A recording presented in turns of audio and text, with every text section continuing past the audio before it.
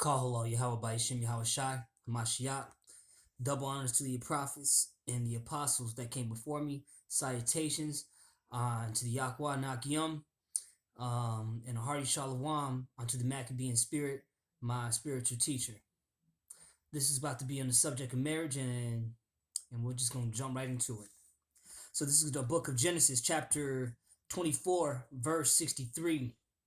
And it reads, And Isaac went out to meditate in the field at the eventide, and he lifted up his eyes and saw, and behold, the camels were coming. And Rebekah lifted up her eyes and went, and when she saw Isaac, she lifted off the camel. For she had said unto the servant, What man is this that walketh in the field to meet us? And the servant has said, It is my master. Therefore she took a veil and covered herself, because she was a virgin. And the servant told Isaac all things that he had done. And Isaac brought her into his mother Sarah's tent, and he took Rebekah, and she became his wife. And he loved her, and Isaac was comforted after his mother's death. So the whole point here is that Isaac brought her into his mother's tent and took Rebekah, meaning he lay with her, knew her, had sex with her, and she became his wife. So that is how you marry, through sex. The act of intercourse is marriage in the Bible.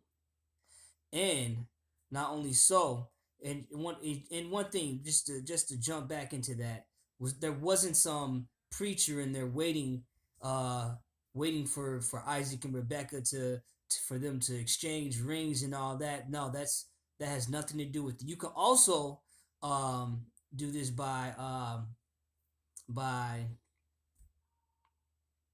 a dowry. So if you pay a dowry with the woman you've been promised, or she's been promised to you or whatnot, and you go you and the woman, or the woman goes off and lays with another man, that is adultery. And also, if she were to know another man after this, that is also adultery. Let's get that. Let's get right into that.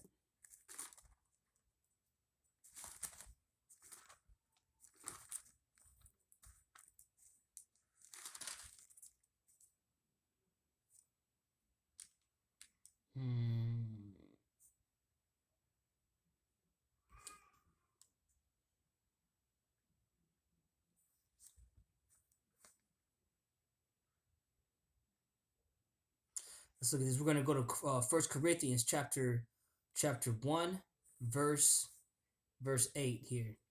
It says, I say therefore the unmarried and or to the unmarried and widows, it is good for them if they abide as I, because Paul was a eunuch at this time. But if they cannot contain, let them marry, for it is better to marry than to burn, meaning to burn in your lust. And unto the married I command, yet not I, but the Lord. Let not the wife depart from her husband, but and if she depart, let her remain unmarried, meaning don't lay with another man, or be reconciled to her husband, because that first man that you lay with is your husband. And let not the husband put away his wife, but to the rest I speak I, not the Lord. If any brother hath a wife that believeth not, now this is another subject, but part of this is it is good to know, and she be pleased to dwell with him, let him not put her away. And the woman which hath a husband that believeth not, and if he be pleased to dwell with her, let her not leave him. For the unbelieving husband is sanctified by the wife, and the unbelieving wife is sanctified by the husband. Else were your children unclean, but now are they holy. But if the unbelieving depart, let him depart. A brother or sister is not under bondage in such cases, but Yahweh has called us to peace. So, let's read that again. But if the unbelieving depart, let him depart. Meaning, don't hold them in bonds. If they want to go, let them go. A brother or sister is not under bondage in such cases. It's not your fault. But Yahweh has called us to the peace because you were still called. Remember, he said that he's come to he'll take one out of a household or three out of a city, or some paraphrasing, but let's just good to call that to mind. Let's jump to the book of Matthew to get more on the subject of marriage.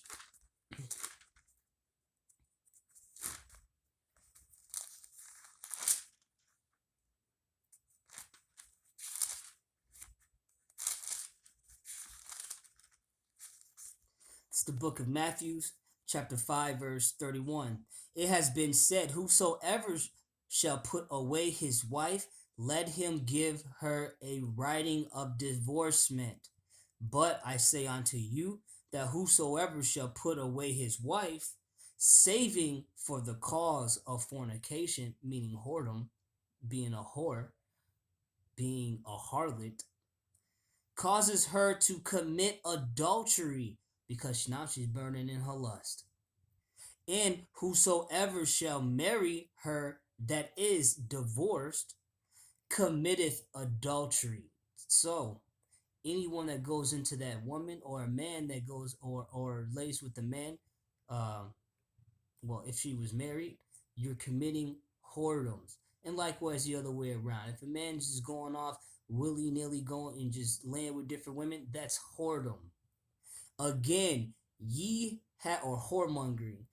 Again, ye have heard that it has been said by them of old time, thou shalt not forswear thyself. Meaning, you want to when going into you get married off these vows and things like that, when the Lord already prescribed a way, and you lay with the woman, that is marriage. Let's continue on. But shall perform unto the Lord thine oaths. So what he means perform unto the Lord thine oaths is keep his commandments, his laws, his statutes, his ways, not your own, his. Let's continue on. We'll get more understanding on this subject.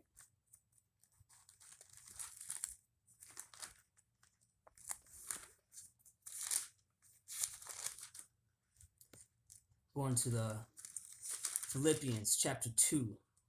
Chapter 2, verse 12.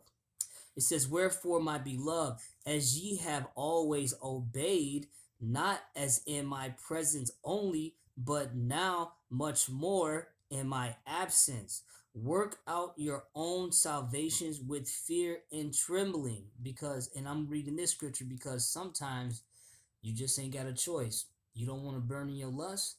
Your husband, your wife don't want to come back to you. Sometimes you gotta figure something out. You need to work out your own salvation. For it is Yahweh which worketh in you both to will and to do of his good pleasure. So, as it says, it is Yahweh which worketh in you both to will and to do. How shall a man uh how shall a man know his own way? He said, a man's comings of goings is of the Lord. How then shall he understand his own way? You sometimes he's just gonna he put these trials and tribulations before you, and you just you need to figure it out. You need to keep going with this truth as hard as you can. Let's go ahead and get the judgment of this thing. Let's get the judgment. Because these are the later days, and hey, time is short. Time is very short in these last days.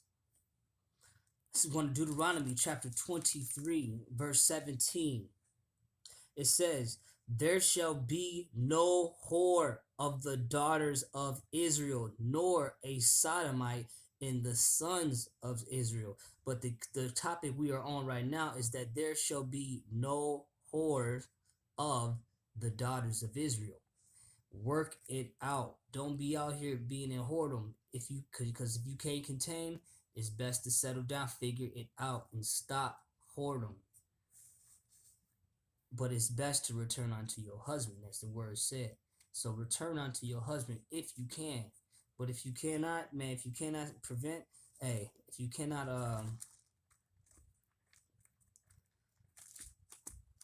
after you done try, you still can't return unto your husband, they still putting you away, they still stuck on that. Hey, for whether it was you being a whore or him being a whoremonger, hey, figure it out.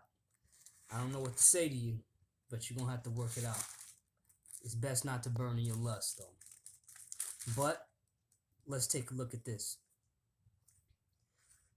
It says, this is the book of Isaiah, chapter 4, verse 1, in the last days. In that day, well, today, in these days, the last days, in that day, 7 women shall take hold of one man, saying, we will eat our own bread. And hold on one moment. Yeah, eat our own. I'm gonna go ahead and start over because I was looking at something.